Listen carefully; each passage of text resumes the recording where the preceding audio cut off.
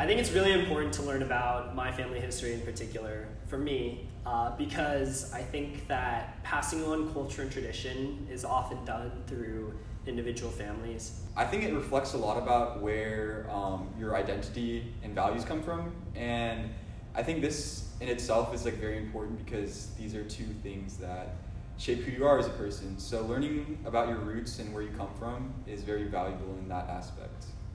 For me, I think it's important to learn about my family history so I can connect more to my family and understand where they're coming from. For me, it was super jarring to see how different my grandparents experienced life after the war compared to my life now. And they've talked to me about it, and they both became teachers, and they were saying how there was a lot of discrimination when they were trying to find jobs, and I find that so crazy because today I've experienced very little to no discrimination in my daily life, so it's just scary to see how much of a contrast there was. I first learned about the internment camps in second grade. I remember in second grade, the elementary school I went to was very patriotic. A lot of our teachers were veterans, and every year we would have a Pearl Harbor, like Memorial Day. And I remember in second grade my teacher talking about Pearl Harbor and mentioned how Japan attacked America. And I was the only Japanese kid in my entire class. And I think, honestly, all the way through high school, I only knew of like 3 or 4 other Japanese Americans in my area. And so when they were mentioning Pearl Harbor, I remember the entire class staring at me because I was the only Japanese kid. And I remember I went home and I told my dad how the entire class was staring at me, and I felt really embarrassed and ashamed to be Japanese. And then my dad told me about the internment camps, and he was like, well, there's 2 sides to every story. Well, I first learned about the internment camps in elementary school when they were teaching it in the history class. My grandparents weren't really open to talk about that type of thing with their family. I guess that's something that they're not really too proud of, in a sense. You know, when you talk about your childhood, you want to talk to especially your grandchildren about all the things that you enjoyed in life, rather than the things that, kind of brought you down. You want to give your grandchildren that, someone to look up to. So I guess they weren't really too, open with me about certain topics, especially with the internment camps. I think it's important for anyone to learn about the internment camps because, like I said, it shaped our entire generation, and it really defines who we are as an immigrant and a minority group in America.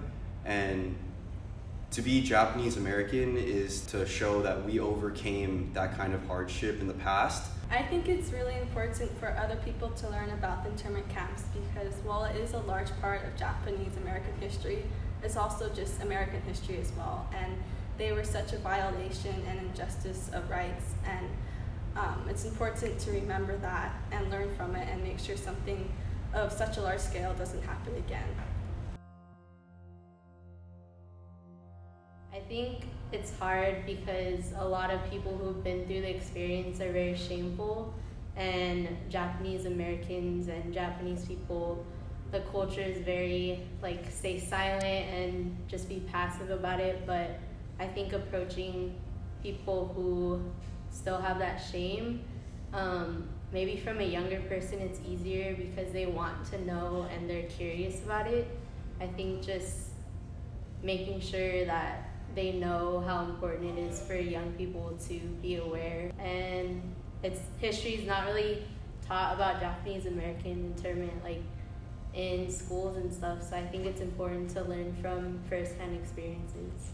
I think it's really important to be able to highlight the personal stories, especially since in schools they don't really talk about the personal first-hand experiences. And I remember I had a conversation like that with my uncle, and he never really spoke up about his experiences, but I think mentioning the importance of me wanting to know my family's history and being empathetic and mentioning that it's hard to talk about and that it's obviously a lot of trauma that comes with it. But I think if you're just honest that you really want to know and that it's important to know and remind them how important it is to know, depending on who you talk to, I think they'll be more open to sharing their story.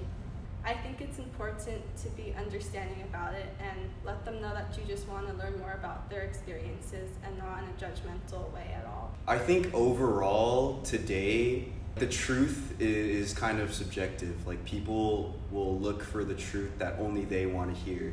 And I think it's important that we look back in the past to show that America is capable of these really, really horrible things, and that we can come out of them, but it's just a matter of working together with not only your own immigrant group or ethnic minority, but to work together with others. My name is Ryan Ishii. I'm a 5th-gen Japanese American. My name is Tyler Sakamoto, and I am a 4th-generation Japanese American. Hi, my name is Hannah Abe. I'm a 4th-generation Japanese American. I'm Jasmine Kono-san. I'm a 4th-generation Japanese American. My name is Stacy Kawabata. I'm a 5th-generation Japanese American. Hi, my name is Jeremy Nieta, and I'm 4th-generation Japanese American. Hi, my name is Nicholas Kikuta. I am 5th-generation Japanese American. I'm proud. I'm proud. I am proud. I am proud. I'm proud to be Japanese American. I am proud to be Japanese American. I am proud to be Japanese American.